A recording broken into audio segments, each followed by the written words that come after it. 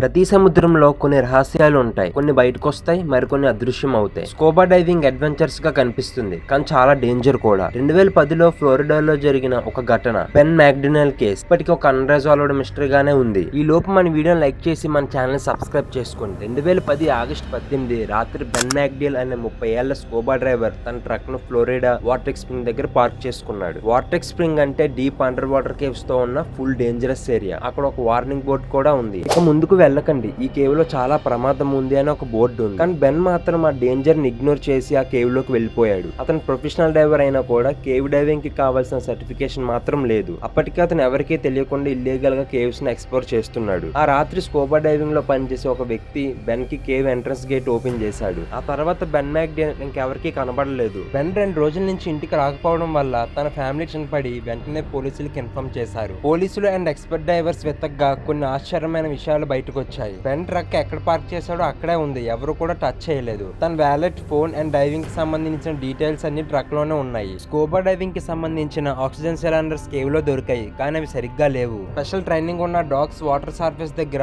ఏదో ఉందని చూపించాయి, బట్ ఏమీ కనిపించలేదు. డీప్ కేవ్ లో ప్రొఫెషనల్ డైవర్స్ వెళ్లి చూసినా బెన్ ఎక్కడ ఉన్నాడో ఎవరికీ తెలియలేదు. డైవింగ్ ఎక్విప్మెంట్ కూడా ఎక్కడా కనిపించలేదు. ఇప్పటి వరకు ఈ కేసు అన్రిజాల్వ్డ్ గా ఉంది. 2010 నుంచి FBI, private investigators, expert divorce అందరూ సెర్చ్ చేసిన ఎన్ని సంవత్సరాలైనా బెన్ మ్యాక్డొనాల్డ్ స్టోరీ మిస్టరీ గానే మిగిలిపోయింది.